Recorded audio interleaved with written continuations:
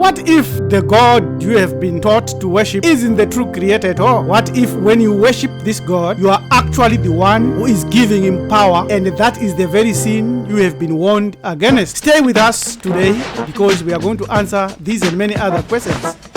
This could change everything that you know.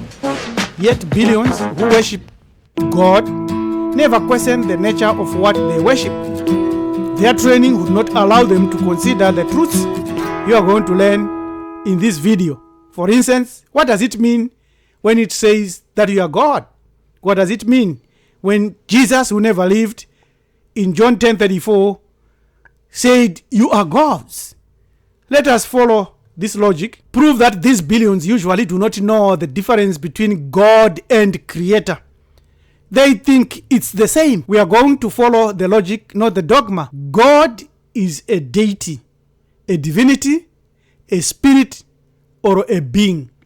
The nameless is undefinable, is beyond the true source of everything, is beyond infinity, is beyond formlessness, and is beyond mind. The creator is not God. The creator is beyond union. Yet God is a deity. And that is the truth of God you want to hear preached in church, in the mosque, or in the temple. These truths are what billions will never learn. For example, they won't learn that the polytheistic roots of the one God is real. That monotheism is a political or theological coup. That the true creator is beyond a deity.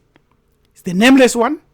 And we are going to introduce what billions will never learn in church, in the mosque, or in the temple. When you look at the polytheistic nature of God, of Jesus, of Allah, of all these gods, it is clear that for you to reach at a monotheistic position, this was watered down and removed. For instance, El Elyon, the Most High, had a divine assembly, 70 Elohim sons that he gave birth to.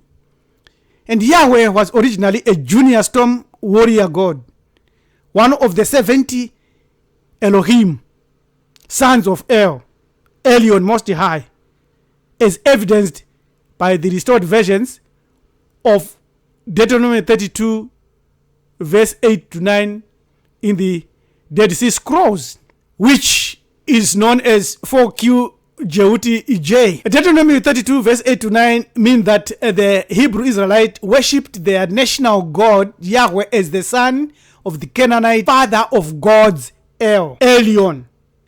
Now, the Septuagint changes this, the sons to angelo, theo, angels, the Ben Elohim to angels, eliminating the polytheistic references that Deuteronomy 32 verse 8 to 9 gives. The Masoretic text alters it to refer to the sons of Israel, which is anachronistic in context, but better still, suits their drive to monotheism and its reinterpretation. This is in the Dead Sea Scrolls. This divine family, El Elyon, the Most High, with 70 sons, is where you find the divine council, assembly Adathel. You also find Yahweh. But the problem now is this Yahweh had a queen, an Asherah, a consort. The same consort that El had, the mother goddess, the divine feminine, which was erased from the Bible. Your church will never teach you this. The Quran will never teach you this. The Torah will never teach you this. But it left a lot of trail that we can follow. The archaeology of God's wife, Asherah, the wife of Yahweh, found in North Africa, in the Sinai there. And the archaeological evidence, the Kuntilant Arjud Pithos B inscriptions, teaches even those people that were then there to pray and to say, "My Lord, are you in peace? Bless you by Yahweh of Teman and by Asherah Satah. May he bless you and keep you and be with you, my Lord." Yahweh of Teman and Asherah. Yahweh of Samaria and his Asherah, the wife. This is your Yahweh. This is your Jehovah. This is your I am. This is your God. And the scribes whitewashed his wife, removed her, and projected her as an idol, as an evil, when they were promoting their monotheistic drive to give a monotheistic deity. There are verses in the Bible that shows that the Asherah, the idol, in quotation, was also in the temple. If you read 2 Kings 21, verse 7, chapter 23, verse 6, you find the ultimate heresy described as that of King Manasseh, who planted an engraved image of Asherah right inside the temple of Yahweh in Jerusalem.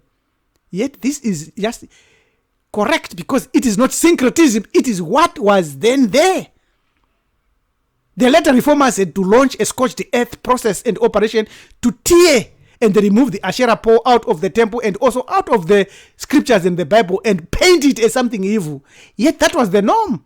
Even the Queen Mother, during King Asa's time, Maaka, the Queen Mother, made the image of an Asherah. This wasn't just a common practice, folks.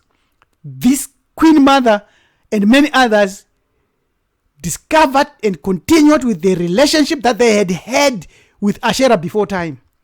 When you read the prophetic story and the rivalry in 1 Kings 18, verse 19, where Elijah didn't just fight 450 prophets of Baal, Queen Jezebel also maintained 400 prophets of Asherah who ate at the royal table. These were not mere idolaters. They were state-sanctioned clergy. This reveals a massive organized rival priesthood that rose when the Bible was being written and crafted and created and Judaism was coming up to try to eliminate all the others and establish Yahweh's monopoly. And then we go to the law of terror, Deuteronomy 16:21, which commands that you shall not plant for yourselves an Asherah of any kind of a tree beside the altar of the Lord your God, which you shall make for yourselves. You shall not set up yourself a sacred pillar which the Lord your God hates. Yahweh hates this because it's a rivalry. The biblical verdict is very straight. Asherah was a god worshipped in Israel besides Yahweh. So they were polytheistic. The narrative that it was monotheistic is a lie. And this is the truth. You will never hear in any single church, in any synagogue, in any mosque, that the origins of your God is that he had a wife. And that there was a battle to remove that wife and to make this a patriarchal religion. And that today you are worshipping a lie, a sanitized lie.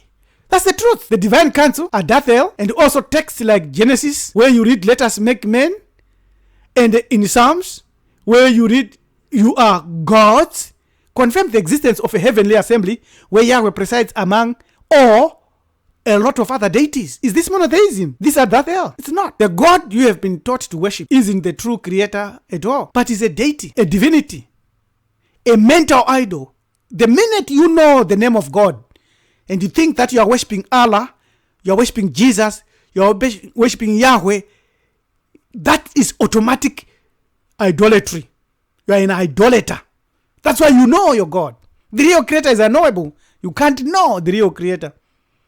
And by believing in it and praying to it, you are feeding it your spiritual energy. They had God walk in the garden. They can speak to God. They can give him attributes like he's all laughing, all peaceful, all knowing. That is idolatry, not the real unknowable creator. Think about this. That the God you want here in your church, in your mosque, or in your temple is the one that they don't want you to hear. For instance, Micah 4:5 is a profoundly overlooked verse. It shatters the premise of monotheism by explicitly acknowledging that other nations walk in the name of their gods, implying their legitimacy for those people. This captures this critical thought, hence illustrating the concept that each nation has its own gods, contrasting it with a singular universal deity which we cannot worship. But when you look at monotheism, where it originated and where it came from, first and foremost, monotheism was a deliberate action and is a deliberate action to outlaw all these other gods and to campaign for only one God. It started with Pharaoh Akhenaton, Amenophis, and the action failed. Now, when it comes to the Bible, monotheism then became a deliberate exilic era theological invention, Deuteronomistic reboot designed to consolidate power and explain defeat, Babylonian exile. It required conflating Yahweh's identity with the El, the older supreme God, and then go on to demonize, erase his rivals like Baal, Demotion, and the consort Asherah. The Deuteronomistic reboot was not the first instance of monotheism. As we have already had, the hegemony started with Pharaoh Akhenaton. Now, in the Bible, then they go on to give the command that you shall not have other gods before me. This is an act of monolatry, an exclusive worship that confirms the existence of other gods, not a statement of monotheism. They believe in one God. They weaponized a religion through this coup and turned spirituality into an instrument of control. Dissent became heresy, and the fear was countered by including hell, which replaced reverence and stripped away human beings of their own eternal power. This is the truth of God you won't hear in church, because the real creator is beyond a deity. All these other ones like Yahweh, Allah, El, Baal are fabricated deities, divinities, anthropomorphic beings with egos, jealous, and bodies like God walking in the garden, like all peaceful and all loving, all knowing. Those are human qualities created by humans, not the real unknowable creator who is beyond understanding. So the three levels of the early Semitic universe: the heavenly realm with the El and Yahweh, Baal, Allah, Asherah, and many, many others, and the earthly realm as well as the underworld. The etymology of the word El is not just a name but a generic ancient Semitic term for a god or a deity, making its use in Elohim, plural, Bethel, house of Yahweh, or house of El, and Israel contains, or the one who contends with the El.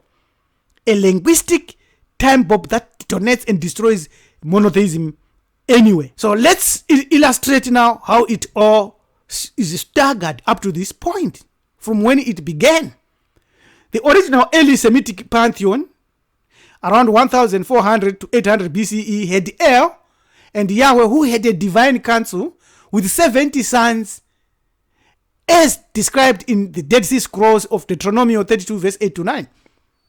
Then the first stage in the Septuagint was a shift around 300 BCE, when these were changed to angels or messengers, and the 70 sons of Elohim became angels in the Septuagint.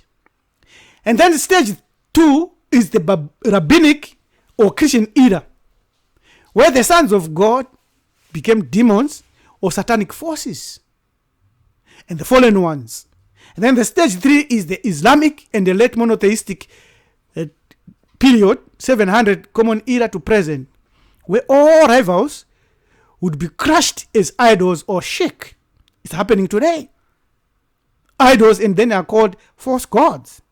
But you can see the logic of how they moved and how they whitewashed what they thought they knew, and the demotion of the stars and the erasure of the divine pantheon. This is the truth that the church will never teach you. This is what you need to cleanse yourself out of, from, to move forward in purifying your spirituality and purifying your conscience and the consciousness. Otherwise, what you are worshipping, you are still locked in the frequencies of the original early Semitic pantheon, which is the truth, which is what that's why you praise, sing, dance, play music to God and think that God loves that. It's impossible when you think about it. The truth about God you want to hear also involves psychological issues connected to jealous, to genocide of Yahweh, not just to tribal politics, but to a projection of the worst aspects of human ego: rage, tribalism, being chosen, absolute obedience, jealous, the lust for control. You can see what is happening in Nigeria, reinforcing your own point to the point of killing, burning other people. This is a master-slave mentality, which is evil, which is unwarranted. If you read our book, No More Masters, it will contrast you with this God who needs submission, who needs you. Why? What for? God is a deity, a divinity, a Godhead, a creator, a goddess, a supreme being, all-knowing. Is a deity. That is the God they have given you to worship. In conclusion, therefore, the biggest and single worth truth about God you won't hear, and your pastor will not teach, your imam, your rabbi fears you one day understand, is that the uncreated is beyond the source of existence, is utterly remote, nameless, genderless, and egoless, and that we have to select the gods that we need, that we love voluntarily and with free will. Read our book, No More Masters. It will illustrate that use of free will. That takes you beyond the uncreated essence, a pre-primordial quantum force inside you. That takes you beyond. That's the fact. Not this God they preach about, who put a spirit in you when you already have a spirit. And you are connected by that spirit to your ancestry and to the original primordial gods that brought the law of creation, that brought you into existence. So the way forward is total eternal liberation. That's the ultimate goal, is to tear down the golden calves of religious projection and embrace the human divine spark or spirit or umoya or moya or instinct or ubuntu inside you to release you. Because you don't need to bow down to a political construct, to a theological construct, but to revive your ancestral totemic realities and to partner freely with your own free will, without coercion, with your primordial gods or makombre, through your divine spark. Yes, these are some of the truths, the many truths about God you won't hear anywhere else other than with our YouTube channel, Hamid Hebrew Ethics, and also taught in Marifado Family Network outreach programs. Thank you. Let's stick together. Let's walk this journey together. Subscribe, share, and comment. We offer a lot of other courses. We offer books and consultations so that we can open this divine spark. Because the divine spark is like a parachute. If it's not opened, you collapse. You will never be able to do anything. So within your soul, the divine spark needs to be opened up. And this is what Marifado Family Network stands for and teaches. I am Hamaneja Topi, Preacher Rabbi Elohim Tumizulu Kunikani Mjaganja, saying, it's time that you understand the truths of God you won't hear anywhere else, and avoid following deity, but following your own divine spark as it leads you in partnership with your ancestral totemic realities, as well as your pre-primordial gods. Amen.